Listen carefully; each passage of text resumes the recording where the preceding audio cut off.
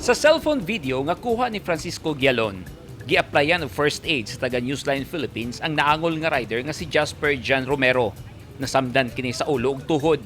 Subay sa report, nag-drug race matud pa ang mga riders sa highway sa Barangay Kanukutan, Tagum City pasado alas 11 kagabi. Pero gilimod kini ni Romero.